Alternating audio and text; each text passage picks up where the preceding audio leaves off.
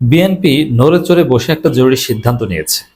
এই সিদ্ধান্ত শুনলে আলেম ওলামারা সবাই অবাক হবে যে বিএনপি এর মধ্যে আওয়ামী লীগকে ছাড়িয়ে গেছে, শাহবাগ 2.0 কায়েম করে ফেলেছে, মানে তাদের নিজেদের মধ্যে। কিন্তু জনপরিসরে রাষ্ট্রে শাহবাগ 2.0 একদম মাটির সাথে মিশিয়ে দেওয়া হবে। শিবির দেবে, চরমোনাই দেবে, এনসিবি নাহিদ হাসনাতরা দেবে।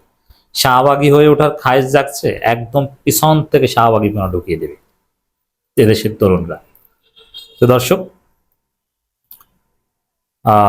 বিএনপি দেখছে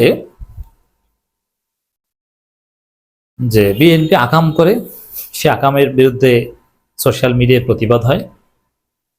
তারপরে বিএনপির মধ্যে যারা তুলনামূলক বা ভদ্র তারা পদত্যাগ করে। এটা বিএনপির জন্য একটা বিশাল ধাক্কা। গত জুলাইতে যেরকম ছাত্রলীগ আওয়ামী লীগের অনেকে পদত্যাগ করেছিলেন, ঠিক একই রকম বিএনপি থেকে ক্ষমতা আসার আগে এক ঘটনায় পদত্যাগের হিড়িক। তাহলে সামনে বিএনপির কপালে যে কি বিপদ আছে এটা সহজে অনুমেয়। তো দর্শক,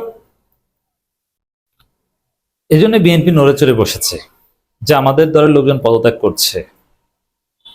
এখন তারা সিদ্ধান্ত নিয়েছে, এটা টোটাল বিএনপি সিদ্ধান্ত দায়ক্রমান জানিয়ে দিয়েছে। এটা প্রকাশ পেয়েছে জাতীয়তাবাদী আইনজীবী ফোরামের একটা বক্তব্যের মাধ্যমে।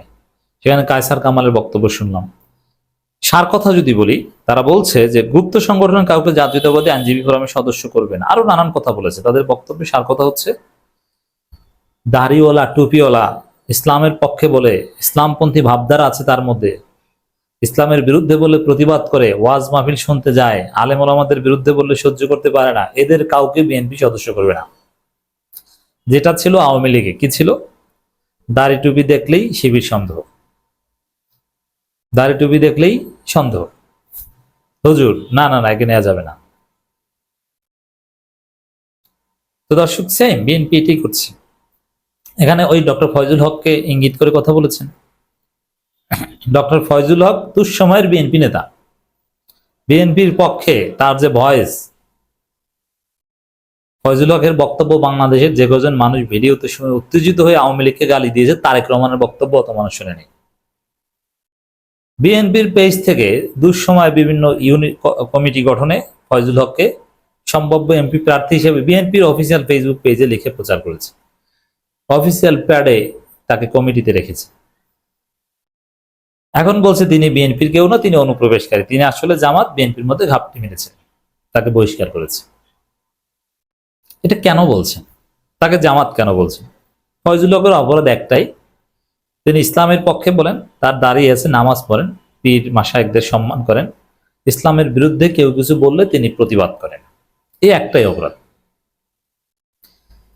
এই জন্যে বিএনপি সিদ্ধান্ত নিয়েছে যে ইসলামের পক্ষে বলে, আলেম ওলামাদের প্রতি ভালোবাসে, ওয়াজ মাহফিলকে পছন্দ করে, এই টাইপের কাউকে বিএনপি সদস্য করবেন। এটা তারেক রহমান নির্দেশ। আলেম ওলামারা আপনারা অবাক হচ্ছেন না যে বিএনপি কোথায় নেমেছে?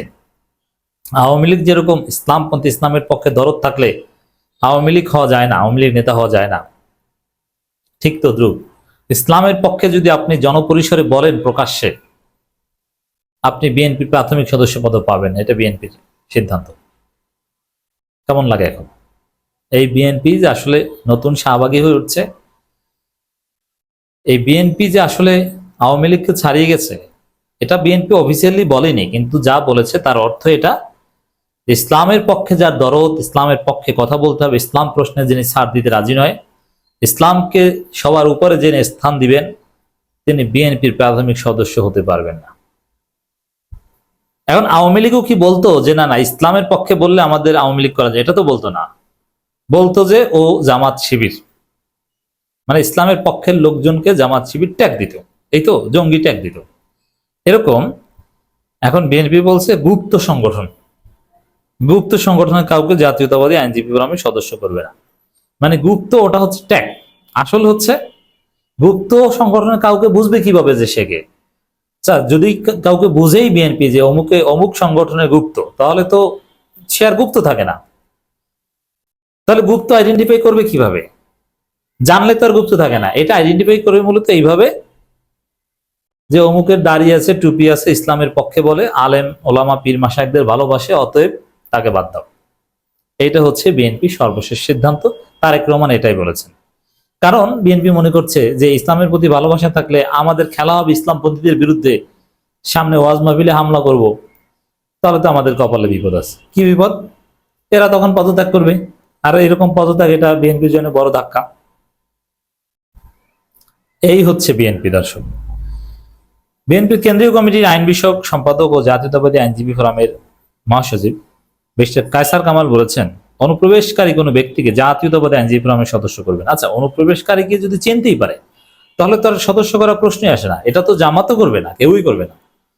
তাহলে অনুপ্রবেশকারী বলতে কি বোঝানো হয়েছে? আসলে ওই ইসলামপন্থী ট্যাগ দিবে ওইভাবে। অতএব যারা নামাজ পড়েন, ইসলামের পক্ষে বলেন, শুধু নামাজ বলে সমস্যা নেই অবশ্য, যে না আপনি রাষ্ট্রীয়ভাবে ইসলাম অবমাননা বা ইসলামকে সবার উপরে রাখতে চান, এতদিন জিয়াউর রহমান যা করেছেন এইভাবে আপনি করতে চান, বিএনপিতে আপনার জায়গা নেই, আপনি আগে ভাগে ওখান থেকে সরে যান, বিএনপি আপনাকে বের করে দিবে। আওয়ামী লীগ যেটা করেছে, আপনি যদি এখন থেকে বিএনপি করতে চান, আপনাকে আওয়ামী লীগ যেরকম ইসলামের বিরুদ্ধে, আলেম ওলামাদের বিরুদ্ধে অবস্থান নিয়েছিল, ওই রকম হতে হবে। তিনি বলেন, আমি বারবার বলছি আপনারা লক্ষ্য রাখবেন, কোন অনুপ্রবেশকারী যেন জাতীয়তাবাদী আইনজীবী ফোরামে সদস্য না হতে পারে। আমরা গুপ্ত সংগঠন কোনো ব্যক্তিকে সদস্য করব না। আচ্ছা, জামাতের কেউ কেন বিএনপির এই ফোরামে সদস্য হতে যাবে? দায় ঠেকেছে কে? জামাতের কি লয়ার্স কাউন্সিল আছে না? তাদের কাছে যাবে কোন দুঃখে ভাই?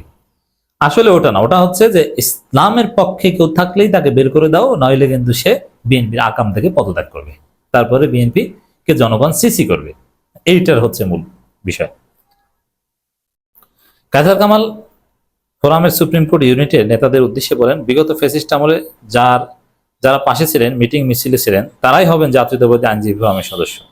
অথচ বিগত ফ্যাসিস্ট আমলে আমরা দেখেছি যে জামাতের লোকজনকে পাশে বসিয়ে সব আন্দোলন করছে। বিএনপি জামাত তো একসাথে আন্দোলন করেছে। এই যে সুপ্রিম কোর্টের নির্বাচনের বিরুদ্ধে কায়সার কামাল যেখানে একটা ডলা খেয়েছেন, মাহবুবউদ্দিন খোকনের সাথে পারেন নাই, খোকন ঠিকই হাসিনার নির্দেশনায় সভাপতি হয়ে শপথ নিয়ে বসে গেছেন, কায়সার কামাল ঠেকাতে চেয়েছিলেন, পারেন নাই। তো দর্শক, সেই নির্বাচনের বিরুদ্ধে যে আন্দোলন, এই কায়সার কামালের পাশে জামাতের বড় বড় নেতারা থাকতো, আমরা দেখতাম জামাতপন্থী বড় বড় আইনজীবীরা থাকতো। আর এখন বলছে, আরে ভাই, জামাতের সাথে আপনাদের সম্পর্ক হবে যে আপনাদের জোটের মিত্র হিসেবে থাকবে কি থাকবে না, আপনাদের দলে ওখানে সদস্য হতে যাবে কোন দুঃখে? জামাতের কি আইনজীবীর অভাব পড়েছে? যে লোকটা জামাত করে সে তো জামাত করবে। গুপ্ত রাজনীতি এটা যদি করতে হয়, এটা বিশ্ববিদ্যালয়গুলোতে প্রয়োজন হয়। তো আপনার কোর্টে গুপ্ত রাজনীতি এগুলো কোথায় পেয়েছেন? আপনার মাথায় সমস্যা কি বলেন এগুলো?